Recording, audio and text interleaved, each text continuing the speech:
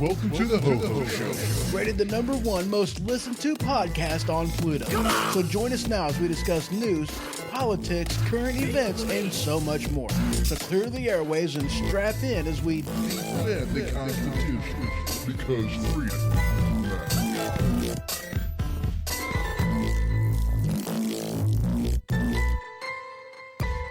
Broadcasting from Weaponized Sloth Productions Studio B. Welcome to the HohO Show, and as always, I'm your host, HohO. So how y'all's doing?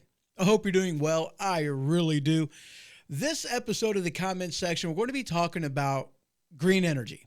And this comment comes from Linda Irwin. There are a lot of issues with electric vehicles, including unstable batteries. Very few can even afford those. The charging stations are expensive with long wait times.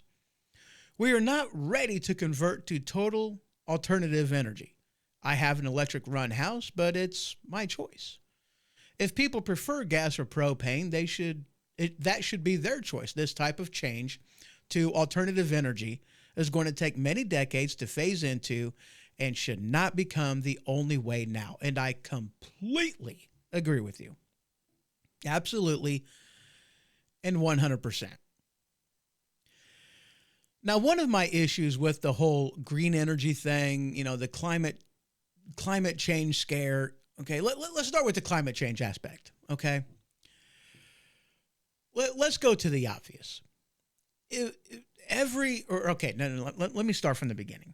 Okay, I'm like in my mid-40s. Okay, I've been around for a while, and it seems as though every 10 years there's a new scare. Okay, first it was acid rain. There was, global warming, global cooling, and then climate change. And, it's always been something, right?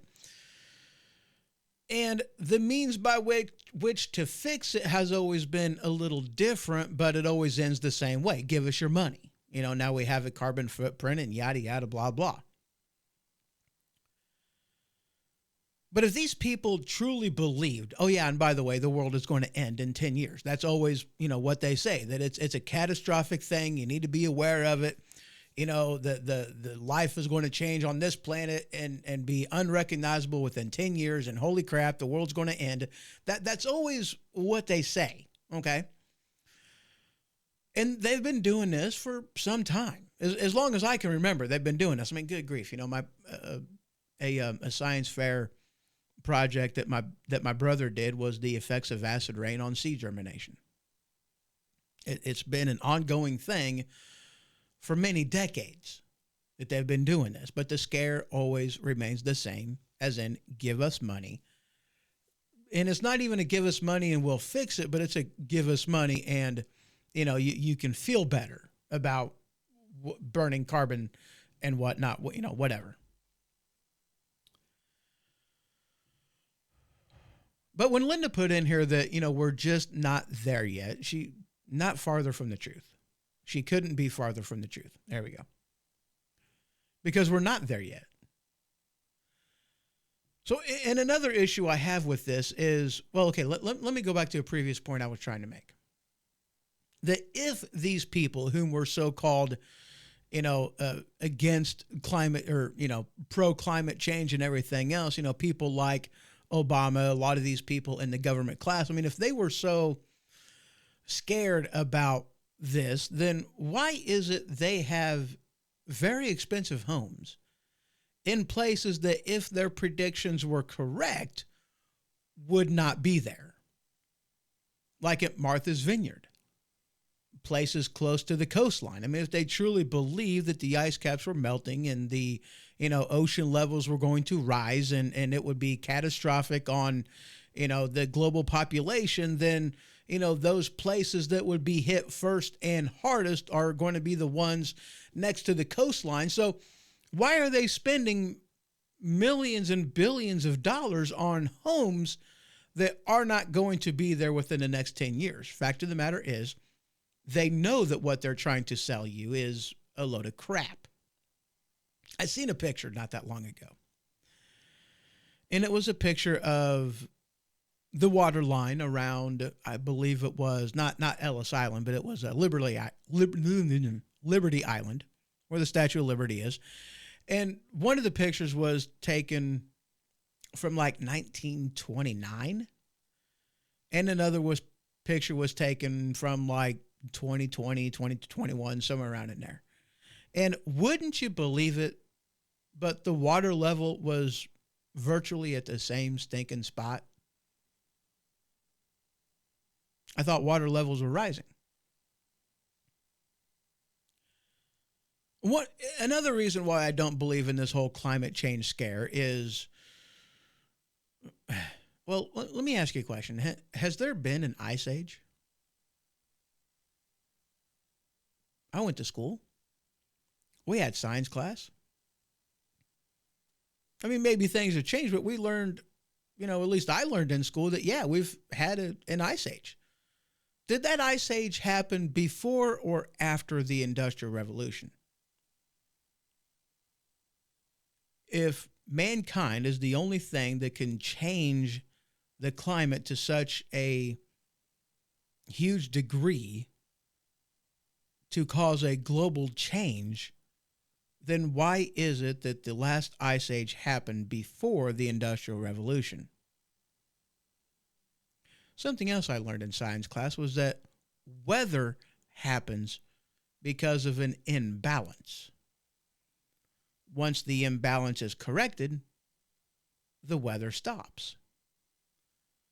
You see this happening all the time, more severely during the spring and the fall because you have cold fronts moving in and warm fronts getting pushed out. This is where you get your more severe storms. This is where they happen from. They are caused by an imbalance. Once the imbalance is addressed, the storm is gone. Why is it like every single episode I've been trying to do, I get an email and it's like, holy crap, will you stop it? Stop it. Anyway.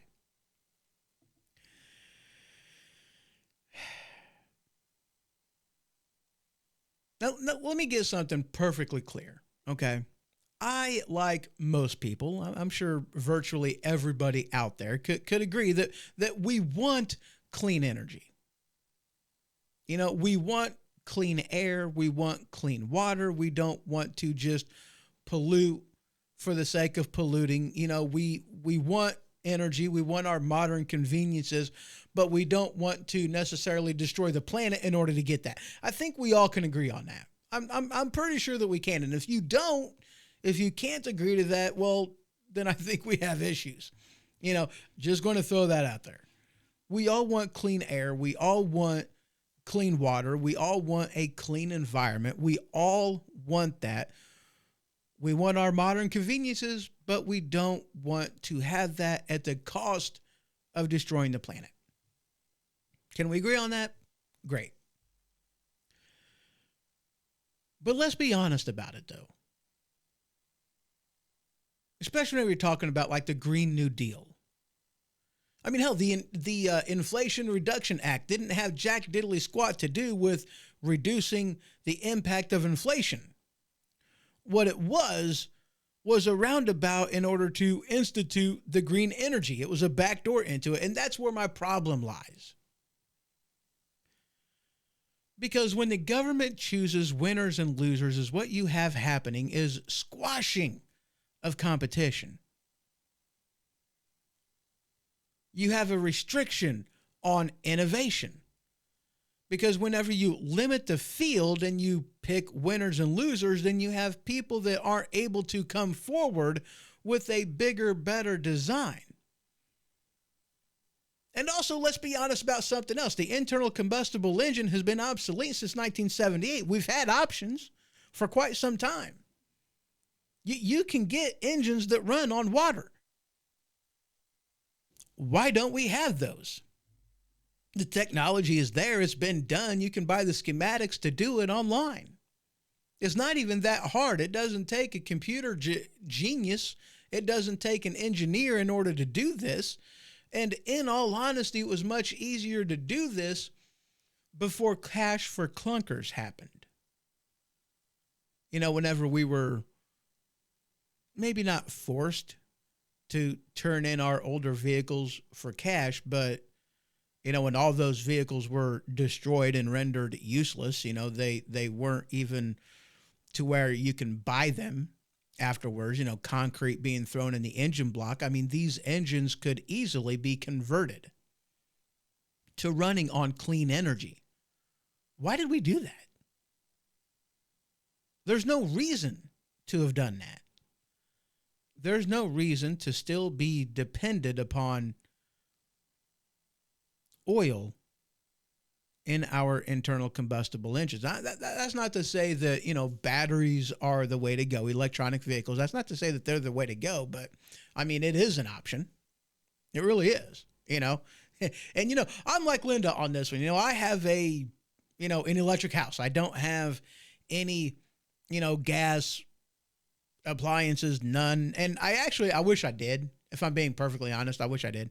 I have a electric range, electric oven. I wish I at least had a gas range. I have an electric water heater. I wish it was gas. I really do. This way, in case of emergency, power lines go down. Well, now I'm stuck without anything, without any heating, without hot water, without any of that kind of stuff. And, what are you supposed to do? I like the ability to have at least a gas water heater and a means by which to operate, heat my home in the wintertime. Having all electric house doesn't really provide me with that, but that's just my own personal preference on that. I'm sure that everybody has their own preferences. Those are just mine and the reasonings behind those. So we all want clean energy. We all want clean water. We all want clean air. So what the problem is? Well, the problem is we're just not there yet. We're not ready to go green. And whenever the government chooses winners and losers, then the people lose. Regardless of anything, the people lose because you have forced choices that are forced on you. You have limited research and development and these type of things going on because, some of the best people may be booted out because, here's the thing. They're not picking winners based off of their capability. Government has their own means by which they pick winners and losers, and very seldomly is it because they got the right company for the job. Very seldom do you have that. I mean, isn't that just the truth about it? It is. Convince me otherwise. Change my mind. I dare you. But the reality of energy in our country at this particular point in time, you have roughly 15% of energy production in the United States of America is through wind and solar. The rest of the 85% is coal, oil, natural gas, and nuclear. I think about 10% roughly is nuclear, if I'm remembering correctly. So yeah, like you're talking 75% of all energy produced in the United States of America is coal and natural gas.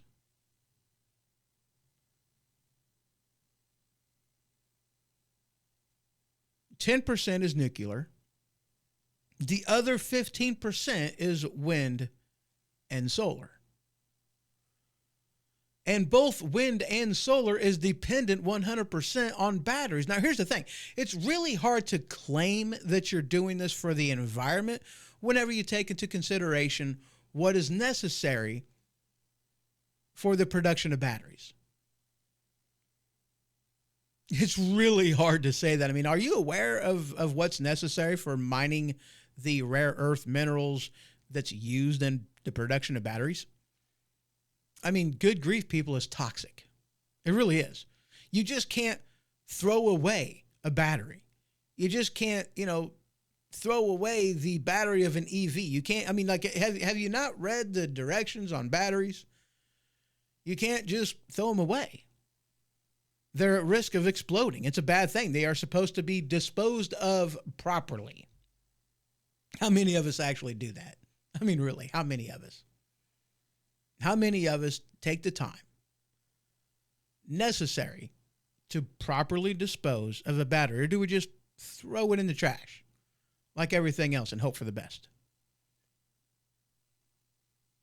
The methods by which they use to get the materials needed to make a battery is not good for the environment.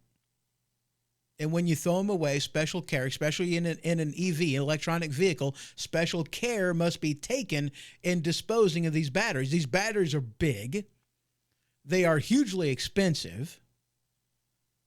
And they're not recyclable. I mean, they are working on developing ways to make batteries more recyclable, you know, having more things in there that can be recycled. But as it is right now, that's just not where the technology is. And let me ask you a question. If it wasn't for some type of government subsidy, how many people out there would honestly buy an electronic vehicle? They're freaking expensive. I mean, holy crap. I'm not saying in some cases they're not worthwhile, because they really are, but you know, you're never going to see 100% battery operated vehicles on the roadway anytime soon. I mean, holy crap, you're not going to see it. You know, because it's just not feasible in every facet of life, in every area. It's just not possible to do that. I mean, it really isn't. I mean, like, you know, in a matter of speaking, I wish it could be, because it would be nice to have that option. Alternative energy, it would be nice in some cases, but it's just not feasible right now, let alone even in the long run, in any way, shape, or form. It's just not. I mean, look at the trucking industry. I've been a truck driver for, 13 years now. EVs are not a thing that's going to happen anytime soon, especially whenever you're talking about, OTR, long haul, and even a lot of regional. Now, you could do it with, short haul stuff, with companies like, UPS, FedEx, a lot of distributors, like Coke and Pepsi and things like that, people whom are going back to a terminal every single night. That's possible. You can do that then. But when you're talking long haul, when you're talking regional, that's just not a good option. I mean, have you ever been out on the interstate in the morning? First thing in the morning, have you ever been out on the interstate? How many semis do you see lining off ramps and on ramps? And how many semis do you see that are outside the capacity of a rest area that you're driving past and you want to go to the restroom? And, they're everywhere. I mean, holy crap. Because there's not enough parking available for the amount of trucks that we have on the roadway that are distributing goods throughout this country.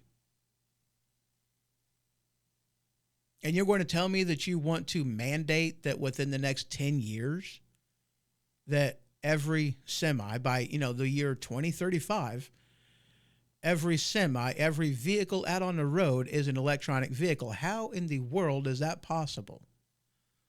Whenever they don't make enough parking in rest areas, in truck stops, as it is right now. What's your option? What are we as truck drivers supposed to do? Are you really that stupid? Do you realize what it's going to cost to do that? What it's going to do to the cost of everything you buy in the store? Because let's be honest, everything you buy in the store gets there by a truck. At some point, in the production, in the distribution, the manufacturing of every single product, at some point, you're talking numerous trucks that product goes on, and you're going to eliminate diesel engines, have it all EV, and that's a feasible alternative. It's not. It's not going to happen anytime soon. I'm all for clean energy. I'm all for clean air, clean water, but I'm not for the government mandate of it. In time, we'll get there. The technology will advance. It will be cheaper. It will be more readily available. It will be cost effective. I mean, think about it.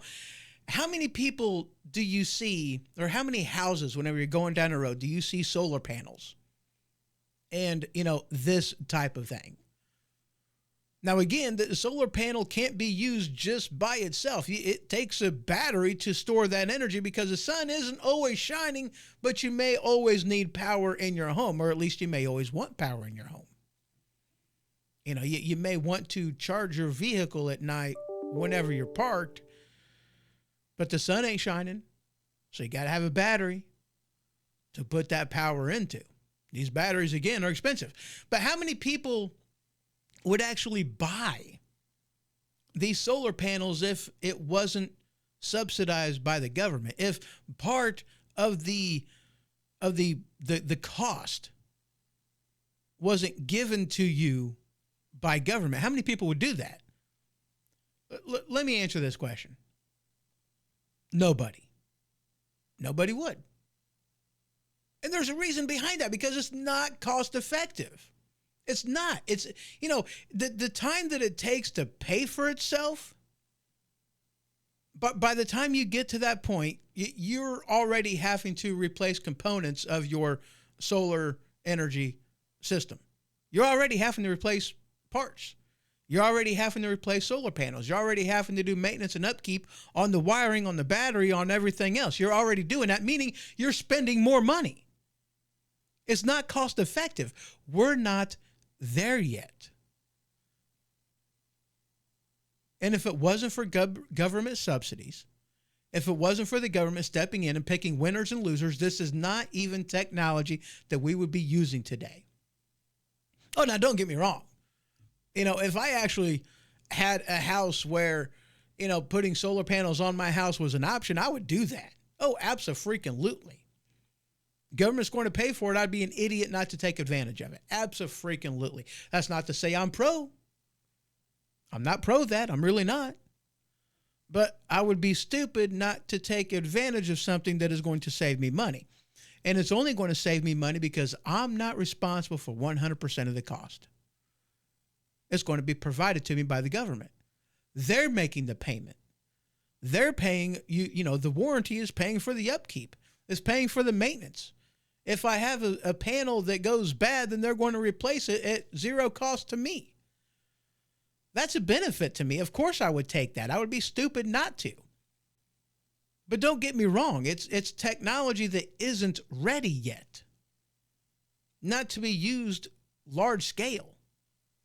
We need more research to be done. We need better development. We need it to be more readily available to drive the cost down.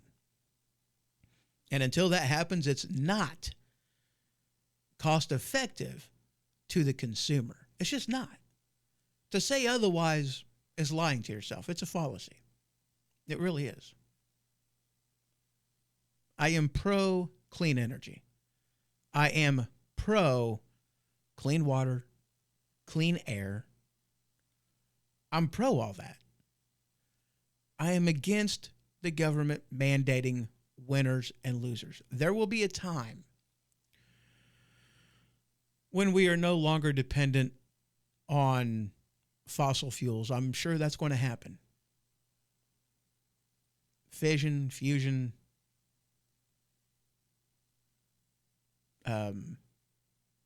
nuclear is an option. There's a lot of different options. In time, we'll be able to use a lot of those options. We've already had advancements being made, but technology that was squashed because you had some people that just didn't want it to succeed. That's happened. It is what it is. So if you agree or if you disagree, let me know down in the comments. Head on over to Spreaker.com. That is Spreaker.com for this episode. And, put your comments there. Of course, you can go over to the HoHoShow.com, and there is a place where you can put comments in there. Or, of course, you can just email me, HoHo@theHoHoShow.com. Your comments are always welcome. No judgment, no nothing. And for those of you that do comment, I thank you very much. It is appreciated. I thank each and every one of you for stopping by, for listening to the episode. We still have more to come, so y'all have yourself a great one. Until next time. This has been The HoHo Show. For more information, you can head to thehohoshow.com. And for the merchandise store, you can head on over to stinkpickle.com. That is stinkpikle.com. Until next time.